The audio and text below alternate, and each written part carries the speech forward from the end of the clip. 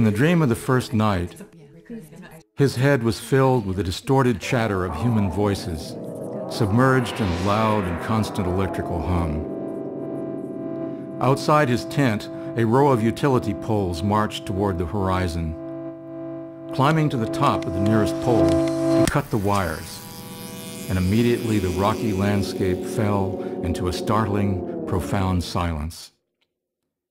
In his dream, he had made a small tear in the electrical spider web of technology that was spread over the surface world, and this tear beckoned as an entryway to a place where the earth still existed with its enchantments intact. In this silence, everything around him appeared with a new presence.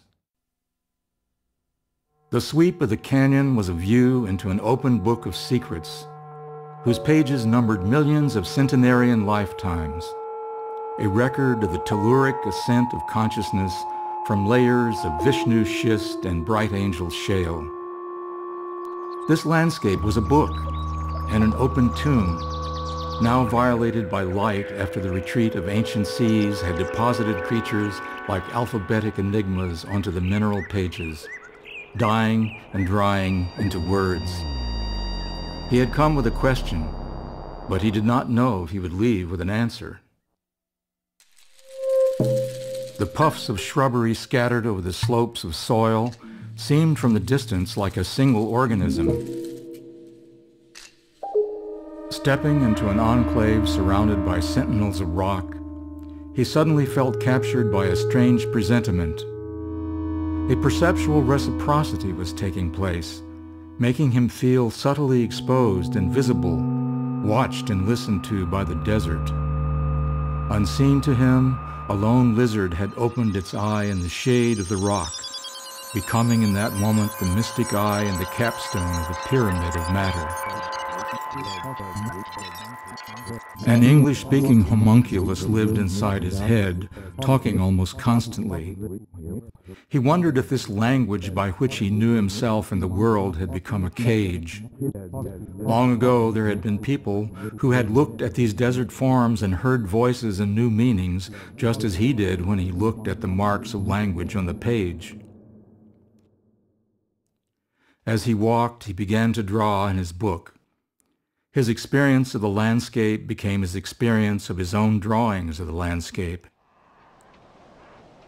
He groped to understand the source of the mysterious craftsmanship that had revealed these monumental forms. Could his hand learn the river's cursive?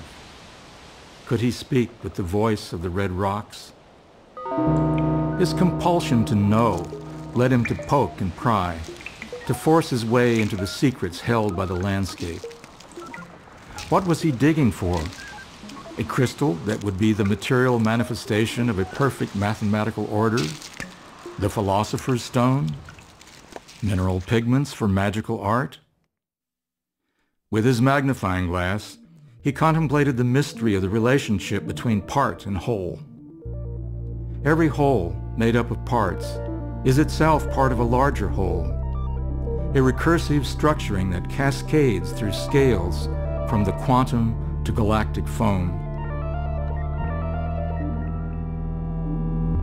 He saw the geology of the canyon as a coded history of the complex gravity dance between the spinning Earth and her spherical partners. Celestial bodies that were not mere isolated balls of stuff, but nodes of vibration in a resonant system that entered into the full spectrum of Earth's being. On the morning of the 14th day, meditation brought a spontaneous visualization of the 5 regular solids of antiquity, a progression which his mind had learned to finger through as if they were beads strung on a prayer mala. The culmination of his meditation was a complex but perfectly coherent geometry of intersecting vector lines covering a sphere which he took to be the whole Earth.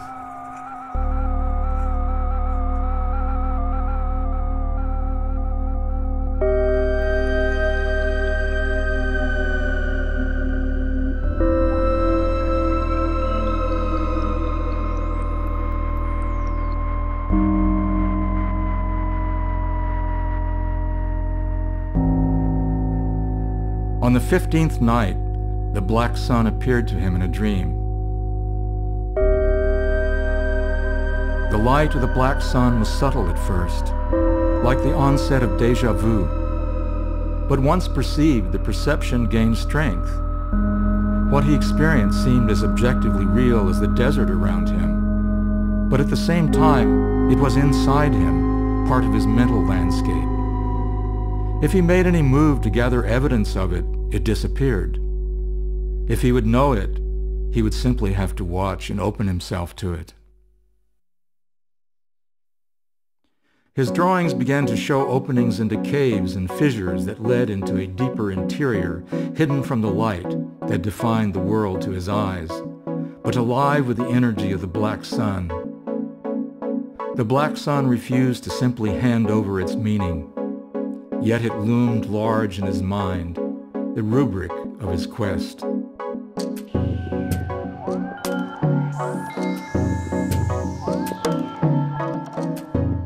Even as he walked on the uneven terrain among the water flow-shaped red rocks, his feet remembered the regular, parallel planking of hardwood floors in the rooms that had incubated him, the architectural lines and intervals of the buildings in which he had lived.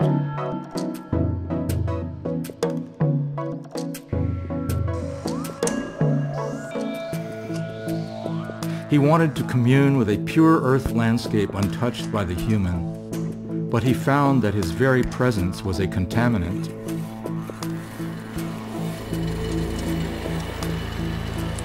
It was as though machines and bizarre geometric structures leapt automatically from his city-bred mind, infused with the technological novelties of the industrial world. And yet, for all of that, something in him knew this sensuously feminine landscape. Something here spoke directly to his body.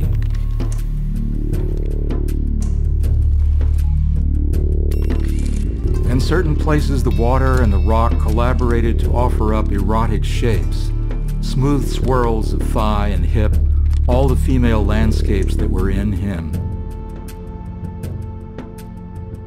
As he drew them, they provoked his mind into quiet, hallucinatory visions.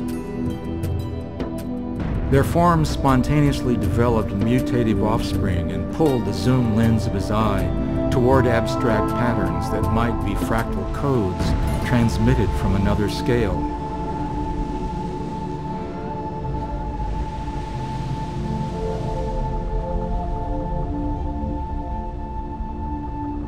As he repeatedly drew from the contours of the geologic dialogue between water, wind, and rock, it felt as if his hand could remember an ancient language, an earth language buried in somatic memory. Here the earth had spoken, a glossolalia of biological forms, and folded them into sheaves of rock.